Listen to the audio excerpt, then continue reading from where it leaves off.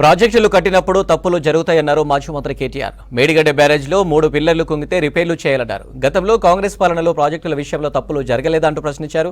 ఈ నెల 12న కరీంనగర్లో బీఆర్ఎస్ కథన భేరీ సభ నుంచి కేసీఆర్ ఎన్నికల ప్రచారం ప్రారంభిస్తారన్నారు కేటీఆర్.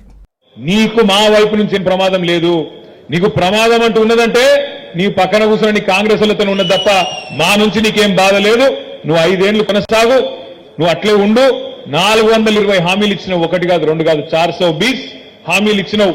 ఆ 420 హామీలు నిలబెట్టుకోకపోతే ఎంబడబడతాం, ఎంటాడతాం, ఇడిచిపెట్టమనే మాట కూడా నేను విజ్ఞప్తి చేస్తా ఉన్నా.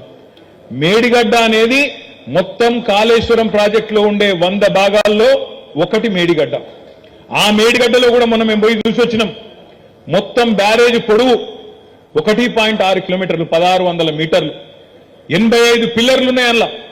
ఆ 85 పిల్లర్లల్లా ఒక పిల్లర్కు బాగా డ్యామేజ్ అయింది, ఇంకో 2 పిల్లర్లు పక్కయి కూడా దెబ్బతిన్నాయి. ఒక నిమిషం మీరు దయచేసి జాగ్రత్తగా ఆలోచించండి. 100 భాగాలు ఉండే కాళేశ్వరం ప్రాజెక్టులో 1 భాగం మేడిగడ్డ. ఆ మేడిగడ్డలో కూడా 85 పిల్లర్లుంటే 3 పిల్లర్లు దెబ్బతిన్నాయి అనుకో, దాన్ని రిపేర్ చేయొద్దా? రాగానే ప్రభుత్వం ఏం చేయాలి?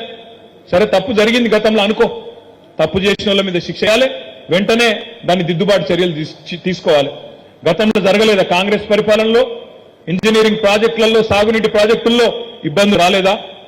కడెం ప్రాజెక్ట్ అని ఉంటుంది పక్కనే ఆదిలాబాద్ జిల్లాలో, 2 సార్లు కొట్టుకపోయింది. అది ఒకసారి కాదు, కాంగ్రెస్ కడితే 2 సార్లు కొట్టుకపోయింది.